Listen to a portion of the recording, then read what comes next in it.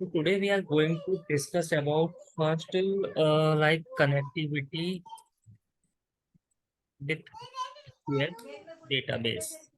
Okay, कि अगर SQL database से हमको कनेक्टिविटी करनी है तो उसके लिए क्या ऑप्शंस हैं, कहाँ से हम कनेक्टिविटी कर सकते हैं।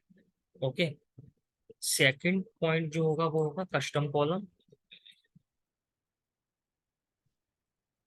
अगर हमको कस्टम कॉलम्स बनाने हैं तो वो हम कैसे बनाएंगे custom columns.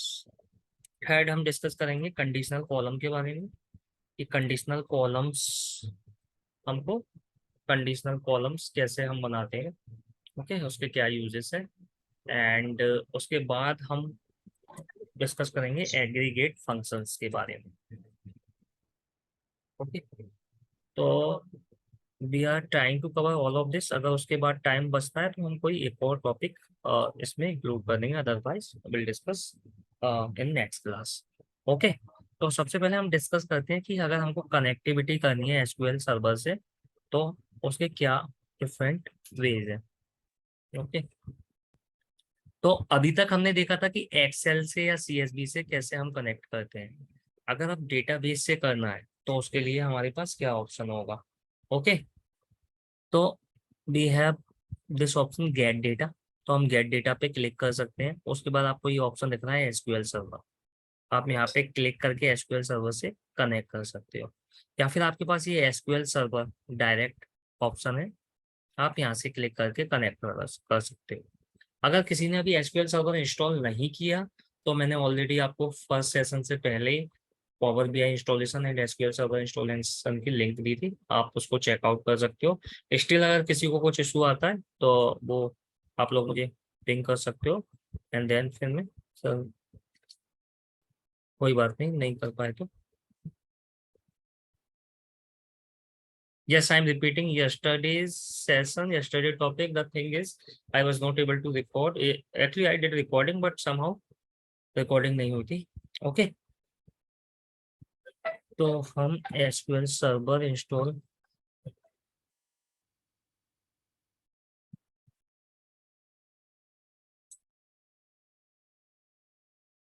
Sorry SQL server open कर लेते हैं।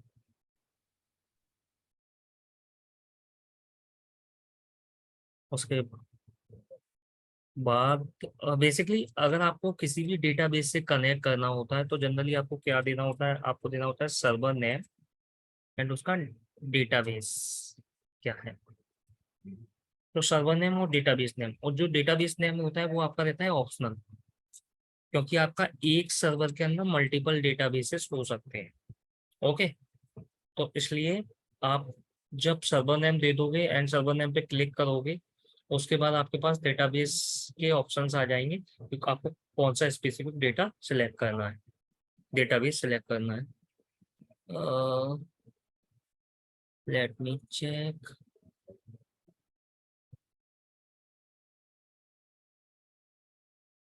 अभी एसक्यूएल डेटाबेस या it's opening, it might take 1 30 second to 1 minute.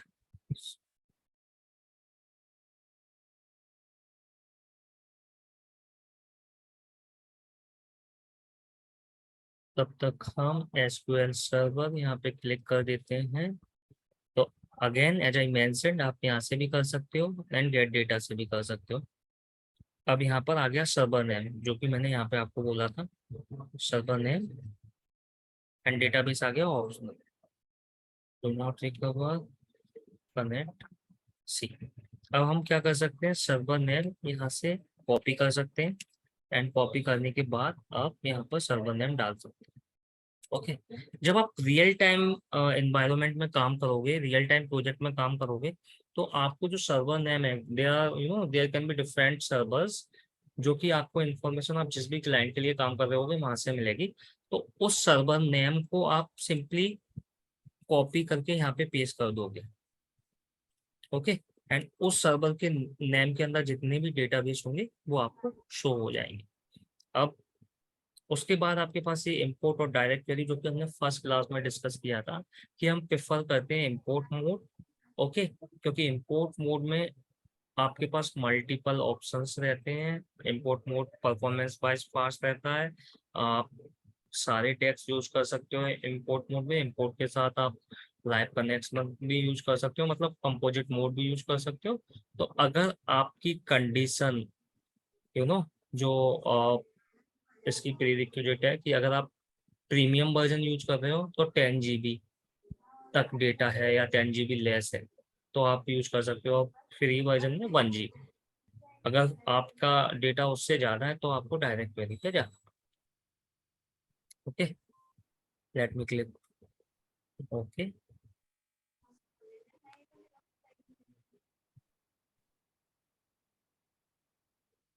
अब आप यहाँ पे देखोगे तो आपको ये सारे डेटाबेस के ऑप्शंस दिख जाएंगे सारे। ये अलग अलग डेटाबेस के नाम है, एबीसी, आकाश, कस्टमर डेटा डेमो।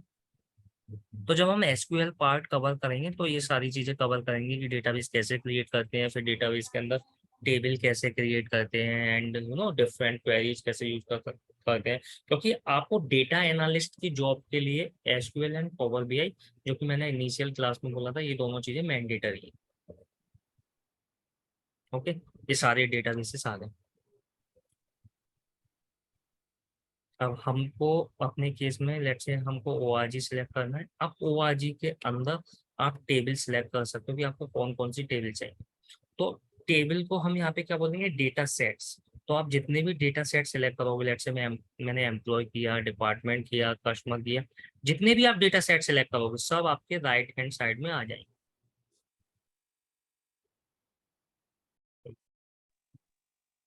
तो ये आपको जो डेटा ऑप्शन दिख रहा है सारे आपके डेटा सेट्स यहाँ पे आ जाएंगे।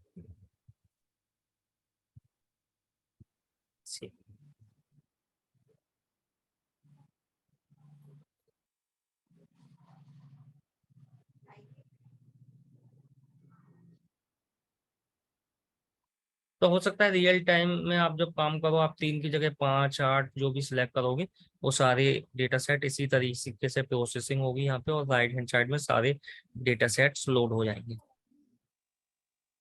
ओके, जितनी रोज होंगी वो भी मेंशन होगा कि 14 रोज, रो डेट जितनी भी होंगी। अपने केस में ये we are using small data set for learning purpose.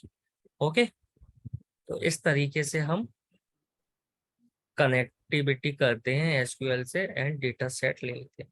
जब आप रियल टाइम में काम करोगे तब आपके पास दो तीन नहीं, यहाँ पे मल्टीपल, ये आपका पूरा फिल होगा जो आपको ये ब्लैंक स्पेस दिखता है ना, पूरे 9-10 डेटा सेट्स और मोर देन दैट भी हो सकते हैं। ओके, तो अब आपके पास डेटा सेट आ गया। तो एज पर आवर एजेंडा हमने डिस्कस किया था कि कैसे कनेक्टिविटी करते हैं। तो आई होप ये क्लियर होगा कि एसक्यूएल डेटाबेस से अगर हमको कनेक्टिविटी करनी हो तो कैसे करनी है। और आपको अगर अगर किसी से भी करनी है तो आप basically different let's say analysis service से करनी है या जिससे भी करनी है, उस पर आप क्लिक करके you can use different option. क्योंकि अब एनालिसिस सर्विस अभी मेरे पास कोई एसएसएस सर्वर नहीं है, उसका मैं सर्वर नेम दे देता एंड फिर उसके बाद ओके कर देते तो उससे कनेक्ट हो जाता। तो इसी तरीके से they are different options different connectors के लिए।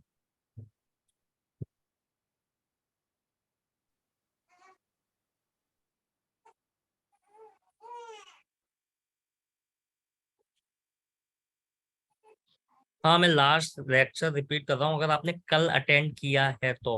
अगर कल नहीं किया तो ये रिपीट नहीं है। ओके,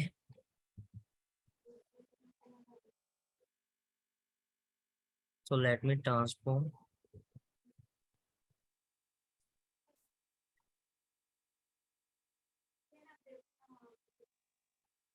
अब कस्टम कॉलम का हम यूज देखते हैं, कस्टम कॉलम का क्या यूजेस है और उसको हम कैसे यूज करते हैं। ओके,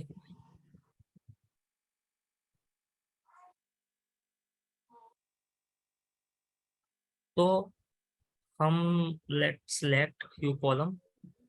तो इसके लिए मैं एम्प्लॉय की एक डुप्लीकेट टेबल बना देता हूँ। डुप्लीकेट टेबल आपको याद होगी, एम्प्लॉय पे हम राइट क्लिक करेंगे एंड देन डुप्लीकेट पे क्लिक कर देंगे तो डुप्लीकेट आ जाएगा।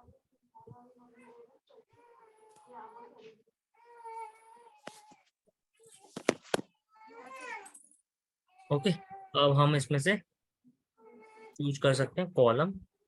तो हम सिलेक्टेड कॉलम चूज कर लेते हैं सो दैट जो हम कस्टम कॉलम देखने जा रहे हैं वो अच्छे से क्लियर हो। Employ name, salary and let's say job.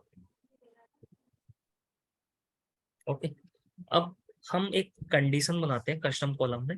Okay, तो एक कस्टम कॉलम तो हमने पहले डिस्कस किया था सिंपली कैसे क्रिएट करते हैं, बट अब हम with the help of if else मतलब कंडीशनल लगाएंगे कि अगर हमको कंडीशन देनी हो कस्टम कॉलम में तो वो कैसे क्रिएट करते हैं। तो पहले हम सिंपल देख लेते हैं, उसके बाद अगर आपको सिंपल बनाना है तो आप कस्टम कॉलम पे क्लिक करोगे और आपके जो भी डेटा सोर्स में बना रहे जो भी कॉलम होंगे वो राइट हैंड साइड में आ जाएंगे। लेट्स से सिंपल आपने बनानी है सेल्स या सेल बाई या टोटल, नाम आप कुछ भी दे लो, चलो पॉडकास्ट सेल। ओके, तो सेल मल्टीप्लाई टू। ओके, अब अगर आपको इफ एल्स कंडीशन लगानी है मतलब आपको लेट्स से ऐसा लगाना है कंडीशन कि आपकी सैलरी अगर 1000 से कम हो तो आपका जो है उसमें मल्टीप्लाई करें हम टू का, अगर नहीं तो हम basically salary as it is रहने दें। ओके, तो इसके लिए हम क्या करेंगे, कस्टम कॉलम पे क्लिक करेंगे and conditional forecasting, let's see. अब हम यहाँ पे इफ एल्स लगाएंगे तो हम यहाँ पे लगेंगे if if if cell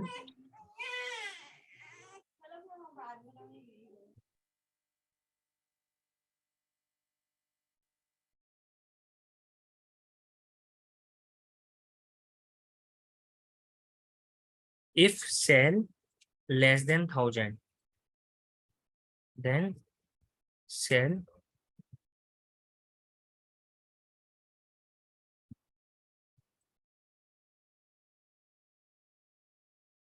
multiply to else cell।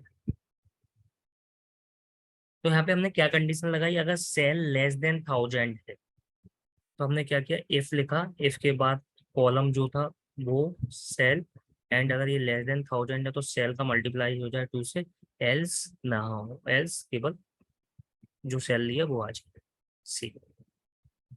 अब ये 1600 जो था वो लेस देन 1000 नहीं था तो एज इट इज आ गया।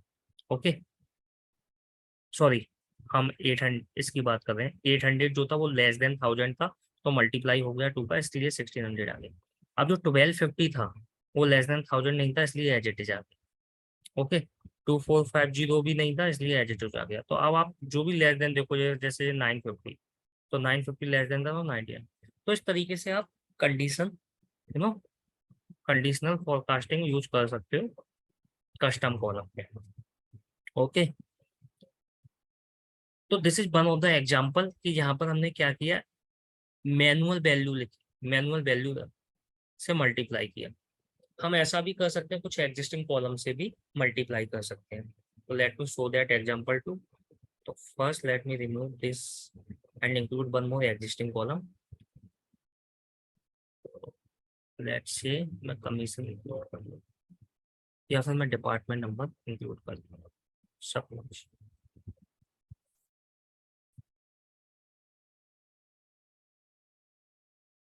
ओके, अब अगर मैं कस्टम कॉलम बनाता हूँ, यहाँ मैं मेंशन करता हूँ if cell less than 1000 then cell multiply department else cell। तो यहाँ पे हमने क्या किया, हमने एग्जिस्टिंग कॉलम ही यूज किया। ओके,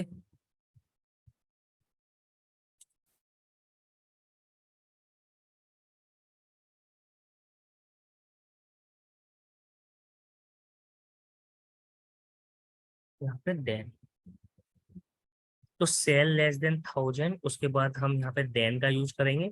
आपको नीचे मेंशन आ जाएगा नो सिंटैक्स एरर, अभी मैंने देन नहीं लिखा था तो ये सिंटैक्स एरर आ रही थी, टोकन देन एक्सपेक्टेड। ओके, तो बिल्कुल इंग्लिश की तरह है ये, if cell less than 1000 then cell multiply department else केवल cell. Okay,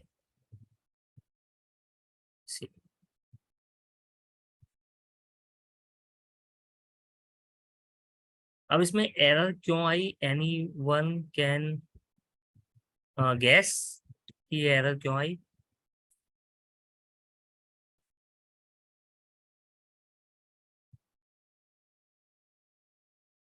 any one, any idea? Please message if any one have idea क्यों ये एरर आई। Okay, let me tell you. Actual में ये जो है डिपार्टमेंट नंबर, ये ABC, मतलब ये टेक्स्ट है और हम इसका मल्टीप्लाई करने की कोशिश कर रहे हैं न्यूमेरिक वैल्यू से। तो डेटा टाइप इशू है, इसलिए ये एरर है। इसलिए हम इसको चेंज करके होल नंबर कर देंगे। एंड होल नंबर करने के बाद हम जो हमने ये ऐड कस्टम कॉलम किया है, ये हम चेंज के बाद यूज करेंगे, तो एरर नहीं आएगी। अब हम दोबारा से ये कस्टम कॉलम बनाते हैं एंड अब दोबारा से यूज करेंगे, तो ये एरर नहीं आनी चाहिए। If cell less than 1000 then cell multiply DPTNO as cell C. तो 800 का मल्टीप्लाई हो गया 50 से। तो we have just taken example so that मैं आपको बेसिकली समझा सकूं। एनीवेज डिपार्टमेंट नंबर से हमको कोई मल्टीप्लाई नहीं करना होगा। एक्चुअल सिनेरियो में बात करें तो या तो सेल के साथ सेल्स होगी, उसके साथ क्वांटिटी होगी, या सेल के साथ कोई और कॉलम होगा। तो ये है कस्टम कॉलम। आप इस तरीके से कस्टम कॉलम का यूज कर सकते हो। तो कस्टम कॉलम का पर्पज आई होप आपको समझ में आ गया हो। Okay, now let's discuss about conditional column. Conditional column क्या होता है, कंडीशनल कॉलम की क्या हम यूज करते हैं, किस सिनेरियो में यूज करते हैं। तो कंडीशनल कॉलम, जैसा कि नाम से हमको पता चल रहा है, किसी कंडीशन के बेसिस पे हमें वैल्यू देंगे। ओके, तो कंडीशनल कॉलम हम जैसे स्टेटस के लिए जनरली यूज करते हैं कि जैसे कोई फ्लैग है, उसके बेसिस पे हमें स्टेटस दिखाना है। लेट से जियो है तो एक्टिव दिखाना है, बन है तो इनएक्टिव दिखाना है। ओके, अब हम इस केस में ले लेते हैं जैसे हमारी सैलरी है। ओके, सैलरी में अगर हमारी सैलरी लेट से 800 है तो हमें गुड दिखानी है, और उससे ज़्यादा है तो हमें एक्सीलेंट दिखाना है। सपोज इस तरीके से हमें करना, तो उसके लिए हम कंडीशनल कॉलम का यूज कर सकते हैं। तो again let me remove this. हम केवल कंडीशनल कॉलम पे फोकस करेंगे। ओके, सो कंडीशनल कॉलम के लिए आप यहाँ पे क्लिक करोगे, कंडीशनल कॉलम, एंड यहाँ पर you know let's say status, and यहाँ मैंने condition they the, let's say salary अगर मेरी एज लेस देन और इक्वल टू 1000 है तो मेरा स्टेटस आ जाए गुड, अदरवाइज आ जाए एक्सीलेंट।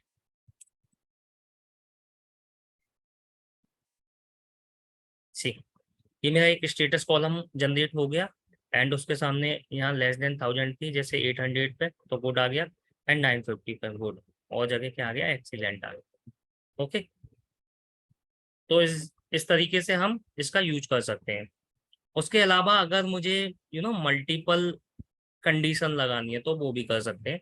उसके लिए हम यहाँ पे क्लिक करेंगे, ऐड क्लोज पे क्लिक करेंगे, and let's say cell less than, मैं यहाँ पे बोल देता हूँ इज लेस देन और इक्वल्स टू है,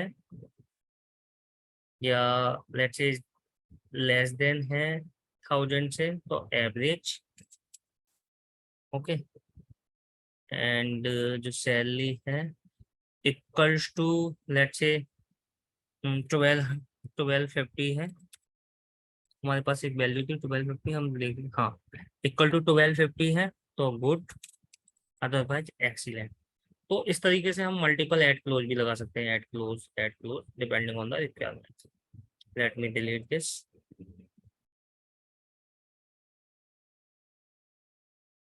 सी, 1250 पे गुड आ गया, 1000 से लेस देन एवरेज आ गया, and excellent.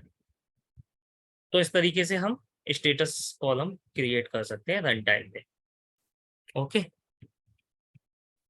so this is all about the conditional column. Now let's discuss about one of the important part aggregate function.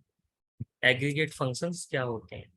Actual में जब हम real time environment में काम करते हैं तब हमें जो डेटा मिलता है वो ग्रेनुअल लेवल पे मिलता है, डिटेल लेवल डेटा मिलता है।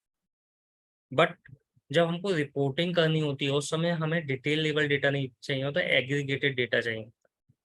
ओके, तो फॉर एग्जांपल अगर मैं फ्लिपकार्ट का एक एग्जांपल लूँ तो हमको हमारे पास ईच कस्टमर की दो होगी, ईच कस्टमर की इंफॉर्मेशन हो।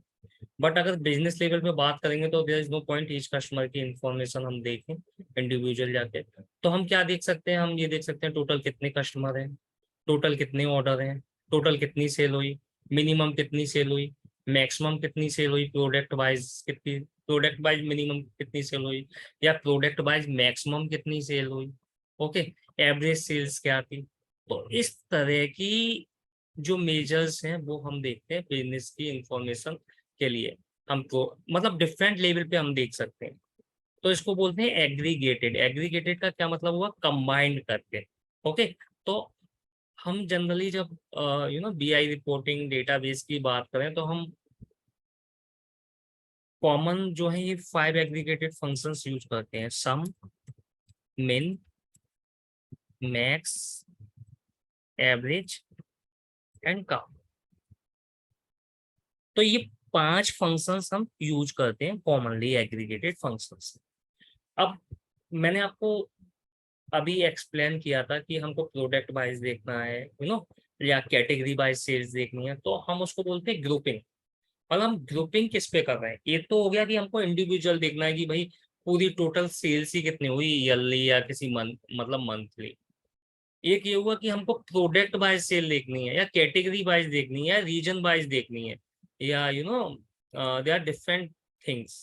तो वो हो गया हमारा किस लेवल पे हमको देखनी है, तो उसको हम बोलते हैं ग्रुपिंग।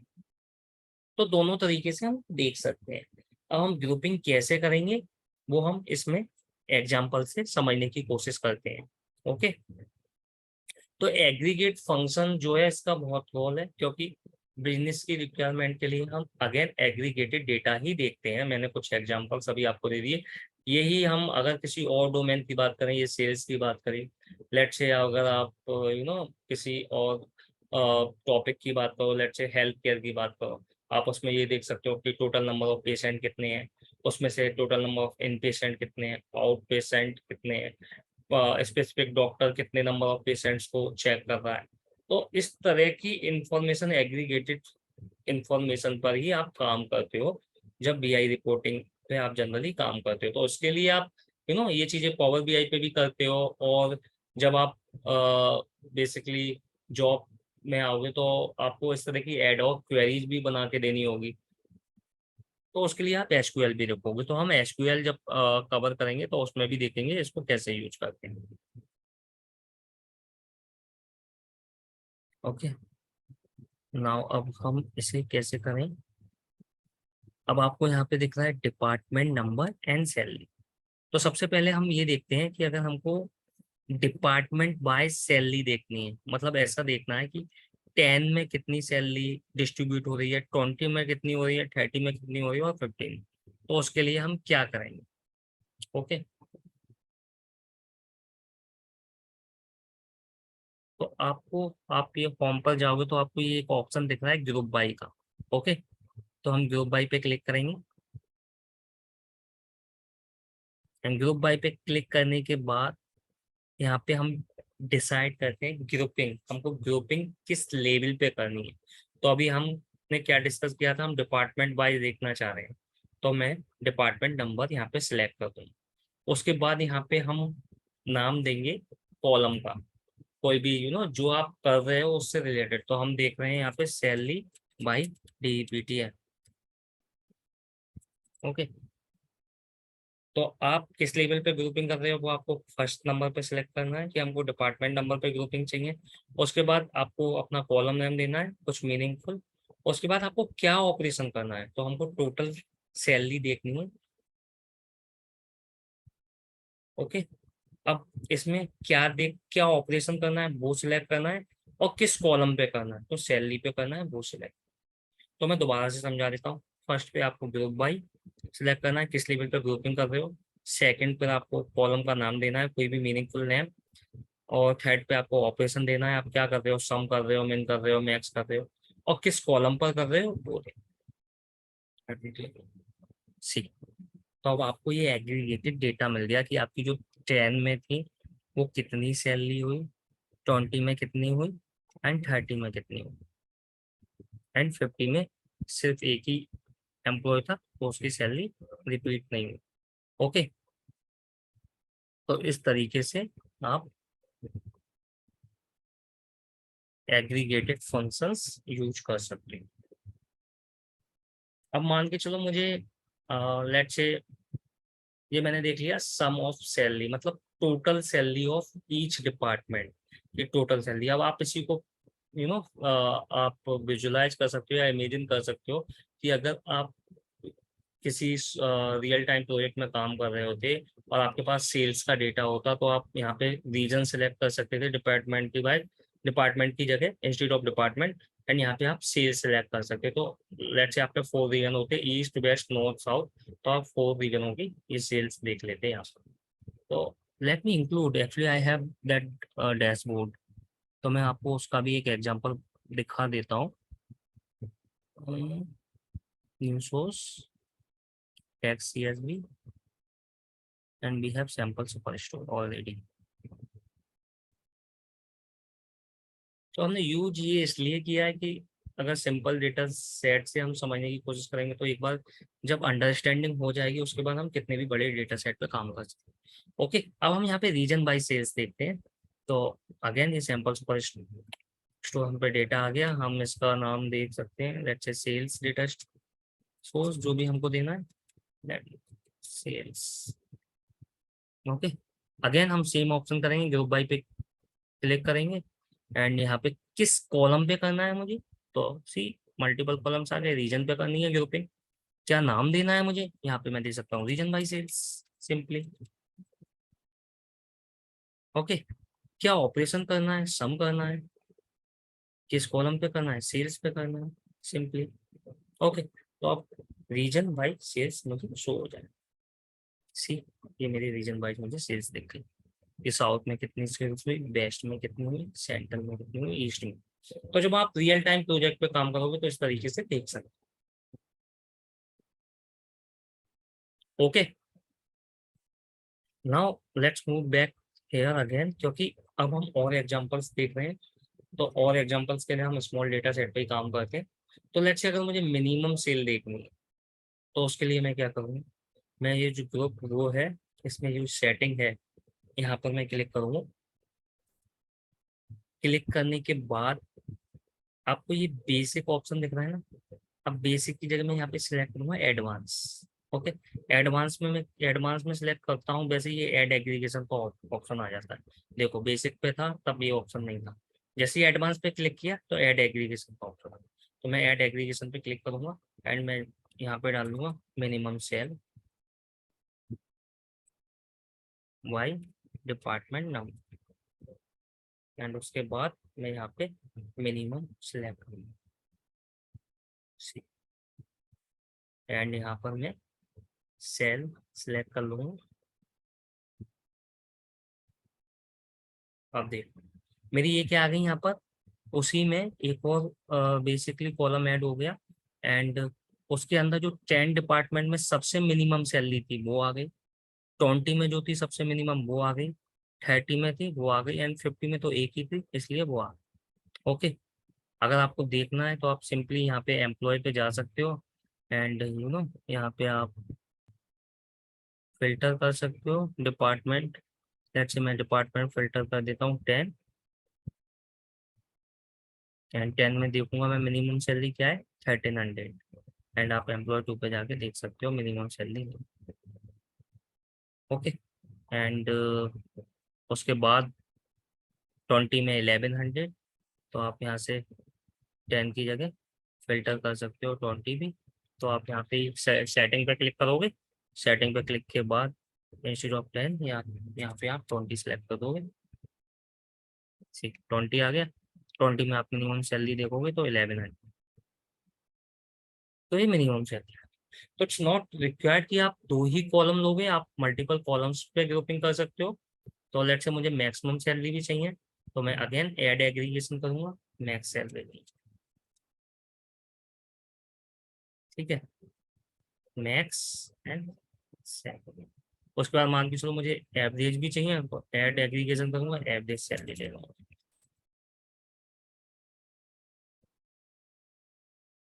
Average salary. उसके बाद मान के चलो मुझे डिपार्टमेंट वाइज ये भी चाहिए, काउंट रोज, तो मैं वो भी ले सकता हूँ, काउंट सी। ये सारी वैल्यू मेरे पास आ गई।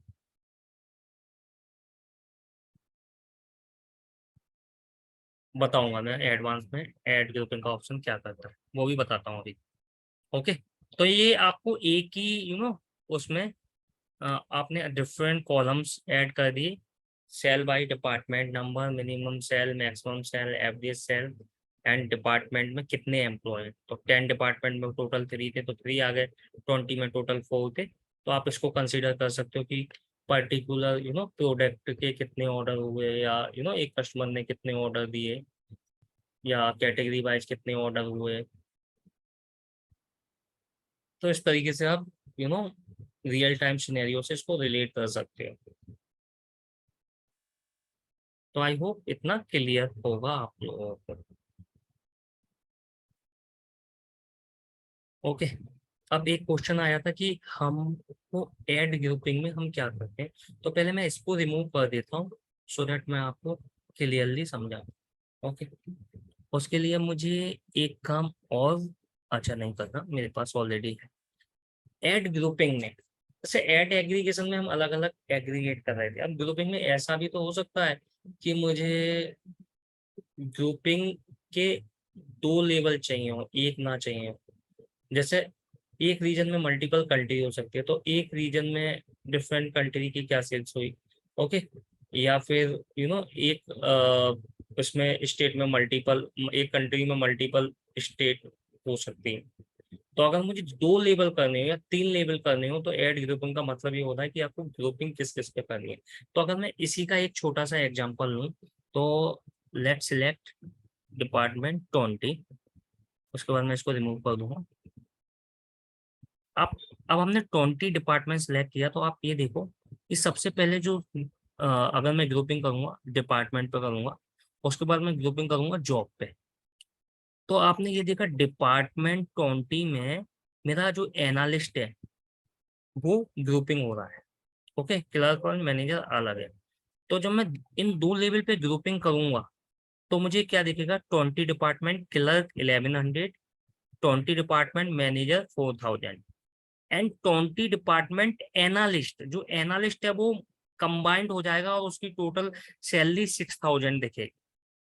तो जब मुझे सब कैटेगरी लेवल पे कंबाइंड करना है, तो उस केस में मैं ऐड ग्रुपिंग कर सकता हूँ। इसकी कोई लिमिट नहीं है, मुझे एक लेवल पे करना है, 2 पे, तो बिजनेस रिक्वायरमेंट के अकॉर्डिंग मैं मल्टीपल लेवल पे ग्रुपिंग कर सकता हूँ। ओके, तो अब हम इसका एग्जांपल देखते हैं। अगर आप ये देखोगे एनालिस्ट, तो आपको 6000 दिखेगा 20 डिपार्टमेंट। तो मैं फिल्टर रोज को रिमूव करता हूँ यहाँ पर, एंड ग्रुपिंग पे जाता हूँ, group by, and group by में जाके एडवांस पे क्लिक करके ऐड ग्रुपिंग। तो हम ऐड कर रहे हैं ग्रुपिंग किस पे, जॉब पे। तो पहले डिपार्टमेंट पे हुई, फिर जॉब पर हुई। अब इसमें हम क्या कर रहे हैं, DPT job by sale. Okay, sum, and किस कॉलम पे कर रहे हैं, सेल, बाकी सारी चीजें। ओके, सी ना, अब आप 20 डिपार्टमेंट देखो, एनालिस्ट आ गया 6000। ऐसे ही अगर आप 30 डिपार्टमेंट देखते हो, तो लेट मी सिलेक्ट 30। तो 30 में आप अगर ये देखो क्लर्क और मैनेजर, ये तो एक एक ही बात थी, और जो सेल्समैन था वो मल्टीपल टाइम्स था। तो मैं आपको दिखाता हूँ यहाँ पे एम्प्लॉय टेबल में जाके। ओके, फिल्टर्ड रोज में जाके हम यहाँ पे 30 कर देते हैं। सी सेल्समैन की वो टोटल 30 डिपार्टमेंट की कितनी रोज है हमारे पास 6, और जो सेल्समैन है वो कितनी टाइम है 1 2 3 4, तो इन चारों का सम अप हो जाएगा ये 1250 2500 एंड जो भी ये है इन सबका सम अप होके हमारा ये आएगा 5600। तो आपकी सब कैटेगरी लेवल पे मतलब सेकंड लेवल पे जो जो वैल्यू सेम होंगी वो सब ग्रुप हो जाएंगी। अगर मान के चलो क्लर्क भी दो होते या मैनेजर भी दो होते तो वो भी ग्रुपिंग हो जाती। तो पहले डिपार्टमेंट पे ग्रुप हुई फिर जॉब पे ग्रुप हुई। अगर कोई एक और लेवल होता तो जॉब के बाद उस पर भी ग्रुपिंग हो जाती। ओके, तो इस तरीके से आपके एड ग्रुपिंग काम करती है। ओके, आई होप ये क्लियर होगा। Any question so far?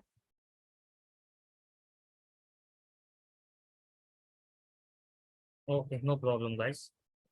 We can go ahead and now let's discuss about join part.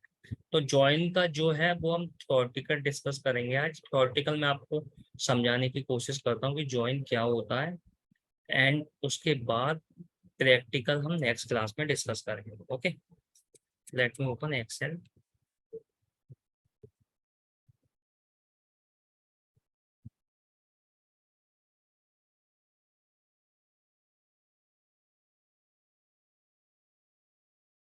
Same को कंबाइन कर देगा। Sorry, I did not get it.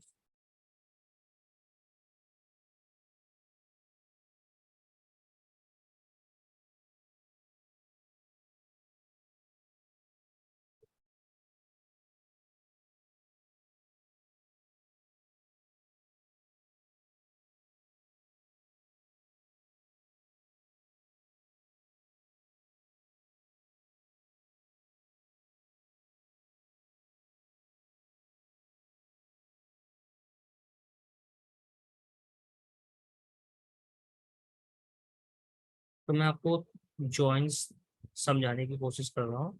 उसके बाद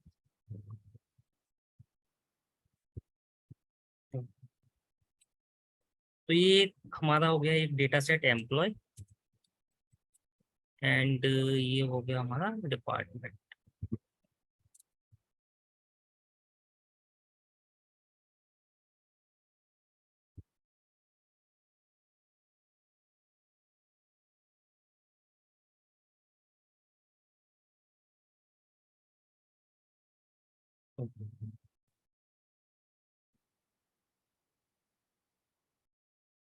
ये जो सेम डेटा होगा उसको सब कैटेगरी पे कंबाइन कर देगा, जो भी जैसे जॉब थी।